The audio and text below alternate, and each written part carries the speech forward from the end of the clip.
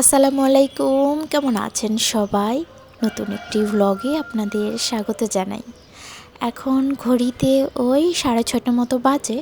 সকাল সকাল ঘুম থেকে উঠে বাইরে চলে এসেছি। এপাশে একটা মোরগ এত পরিমাণ জোরে ডাকছে, এই মোরগের ডাকে প্রতিদিন সকালে অ্যালার্মের আগেই ঘুম ভেঙে যায়। তাই আমি আপনাদেরকে দেখাতে নিয়ে আসলাম যে বাইরে ঠান্ডাটা কেমন, আর এই কুয়াশাও পড়েছে নাকি। তার সাথে সাথে দেখি তো মোরগটা কোথায় ডাকছে। আসলে পাশের বাসার ছাদে মোরগ ওনারা পালে, কিন্তু ওখান থেকে ডাক আসছে আবার নিচে থেকেও আসছে। আমার এই গাছগুলোর অবস্থাটা দেখেছেন? আজকে এগুলো পরিষ্কার করব। খুব মনটা খারাপ হচ্ছে, এত পরিমাণ শীত, আর এই শীতে সব শুকিয়ে গেছে। দাঁড়ান, এপাশে দেখি। আমি ওঠার আগেই উনি আবার আরও সকালে উঠে গেছেন। ওনার কাজকর্ম উনি শেষ করে এপাশে রান্নাঘরে কি এক টুকটুক করে শব্দ হচ্ছিল, তাই এসে দেখলাম এখানে দুটো ডিম সিদ্ধ দেওয়া হয়েছে। বাইরের দিকটা আপনাদেরকে দেখাই একটু।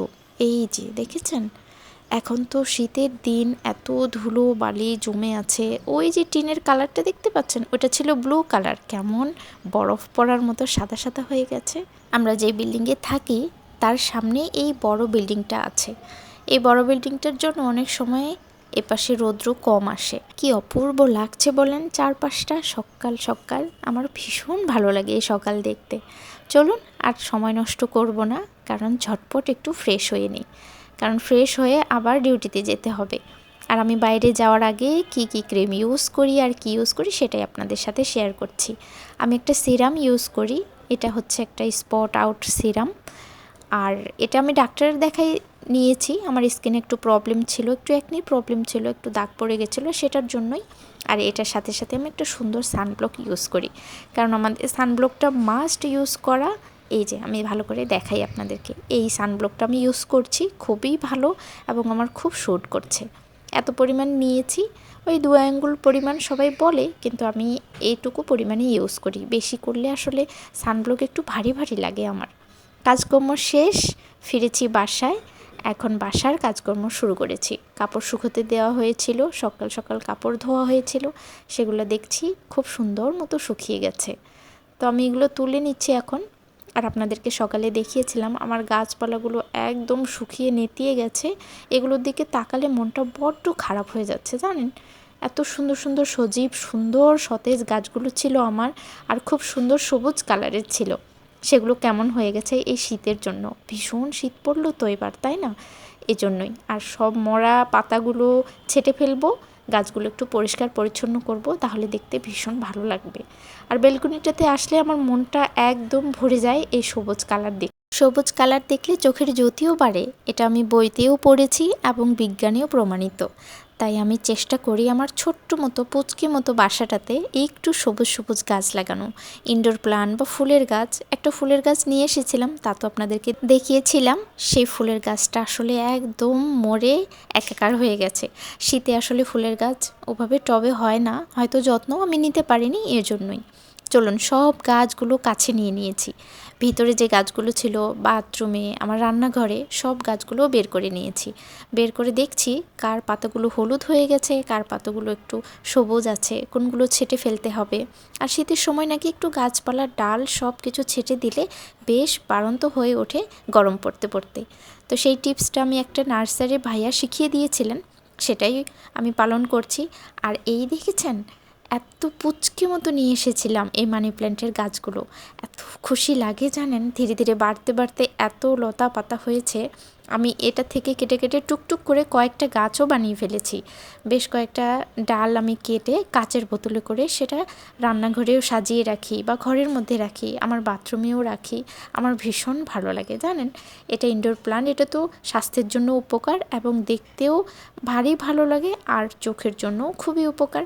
এটাই কেটে কেটে আবার আলাদা করে একটা বোতলে লাগাচ্ছি, কারণ এটা যখন বেড়ে যাচ্ছে তখন ওই যে টবে আমি লাগিয়ে রেখেছি সেই টবটা আর ভার নিতে পারছে না।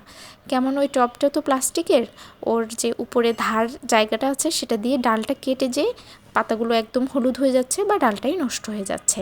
সংসারের সমস্ত কাজ যেমন করতে আমার ভীষণ ভালো লাগে, এই গাছের পরিচর্যা করা, এগুলো লাগানো, এগুলোকে দেখায় পানি দেওয়া, এগুলো আমার খুব ভালো লাগে। আমি নাকি ছোটোবেলা থেকেই একটু গাছ প্রেমী, একটু ছাগল আমার অনেকগুলোই ছিল, আমি ছাগল পালতাম ছোটোবেলা থেকে। স্কুল থেকে এসে সেগুলোকে পানি খাওয়াতাম, সেগুলোকে ঘাস খাওয়াতাম। এগুলো আমার মা বাবা আমাকে গল্প শোনায় এবং আমারও একটু একটু মনে আছে। আমি যখন ক্লাস 3-তে পড়ি তখন আমার প্রায় 16টা মতো ছাগল আমি পালি। সেই ছাগল হয়তো এখন আর নেই, বা এখন ওইভাবে সুবিধাও নেই, এখন জায়গাও নেই। কিন্তু এখন এই শহরে এসে তো আর ছাগল পালা যাচ্ছে না। তো আমি এসে গাছপালাগুলোকেই লালন পালন করি। আর এগুলো দেখেছেন বাসা থেকে নিয়ে এসেছিলাম, টুকটুক করে একটা করে পাতা, একটা করে গাছ।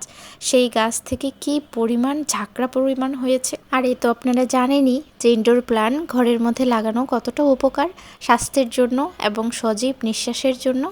সব গাছগুলোকে ধুয়ে সুন্দর করে ঝকঝক করে পরিষ্কার করে তারপরে আবার গোছাবো, কারণ ডালপালাগুলো এত ধুলো পড়ে গেছে জানেন, এগুলো আসলে তাকানো যাচ্ছে না। কারণ শীতের দিন, এখন বৃষ্টি হচ্ছে না, যখন বৃষ্টি হয় তখন তো নিজে নিজেই এরা গোসল করে, নিজে নিজেই পরিষ্কার থাকে। এই যে কাচের বোতলগুলোতে সুন্দর করে ধুয়ে পানিটা পরিষ্কার করে আবার নতুন পানি দিয়ে সেগুলোতেই রেখে দেব, তাহলে আবার বাড়বে, আবার শিকড় ছড়াবে, আবার লম্বা হবে, বেশ দেখতে ভালো লাগবে। যাদের বাসায় বয়স্ক মানুষেরা আছেন, দাদা দাদি বা নানা নানি বা মা বাবা বয়স্ক হয়ে গেছেন, তাদের যদি শ্বাসকষ্টের অসুখ থাকে বা হাঁপানির প্রবলেম থাকে, তাহলে অবশ্যই আপনারা শহরের বাড়িতে বিশেষ করে এই ইনডোর প্ল্যান্ট লাগাতে পারেন। কারণ এই ইনডোর প্ল্যান্টের যে সজীব নিঃশ্বাসটা, সেটাতে কিন্তু অনেকটাই রোগ মুক্ত হয়ে যায় জানেন। যেগুলো গাছ আসলে পরিচর্যা কম করতে হয়, খাদ্য বা পানি কম দিতে হয়, সেই গাছগুলো যদি বাসায় থাকে তাহলে কষ্টটাও একটু কম হয়। আমি পাতাবাহারের গাছের ডাল আবার 2টো করে কেটে নিয়েছি। আমার তো ভীষণ ভালো লাগে এই পাতাবাহারের গাছ। মানি প্ল্যান্টের গাছগুলো টুকটুক করে এই যে এভাবে সেলফে সাজিয়ে নিলাম। কেমন লাগছে বলেন? আমার তো ভীষণ ভালো লাগে। এখন রান্নাঘরে সেলফ আছে, সেটাতে একটা গাছ রেখে দিলাম। আর বাথরুমের এই জায়গাটাই আমি একটা মানি প্ল্যান্ট রাখি। আবার আমার বেসিন আছে, সেই বেসিনের ওইখানে এই যে এই পাতাবাহারের গাছটা আমি রাখি। আমার ছোট্ট মতো যেহেতু বাসা, ছোট্ট মতো যতটুকু সাধ্যের মধ্যে হয় আমি গোছানোর চেষ্টা করি। একটু পরিষ্কার পরিচ্ছন্ন, একটু যতটুকু সাধ্যের মধ্যে থাকে আর কি, সেটুকু দিয়েই গুছিয়ে রাখার চেষ্টা করি। এতে আমার মনে হয় আমি কাজ থেকে যখন বাসায় ফেরার সময় হয়, আমি দ্রুত বাসায় চলে আসি। আর বাসাটা হওয়া উচিত এমনও যেন বাসায় ফিরতে ইচ্ছে করে। আপনাদের সাথে গল্প করতে করতে সব কাজ আমার হয়ে গেল। খুব সুন্দর মতোই টবগুলো ধোয়া হয়ে গেছে, গাছের পাতাগুলোও ধুয়ে দিয়েছি। আর একটা মজার ব্যাপার কি জানেন, এখানে গাছ লাগাতে পাশের বাসার ছাদেও কিন্তু ভীষণ বড় বড় গাছ আছে, পেয়ারার গাছ, আরও অনেক ফলের গাছ, কলার গাছ, এখান থেকে সেটা দেখা যায়। আর ওইখানে না সুন্দর মতো পাখিরা আসে, পাখিরা কিচিরমিচির করে। তো সেই সুবাদে আমার বেলকনিতে গাছ থাকায় আমার বেলকনিতেও পাখিরা আসে।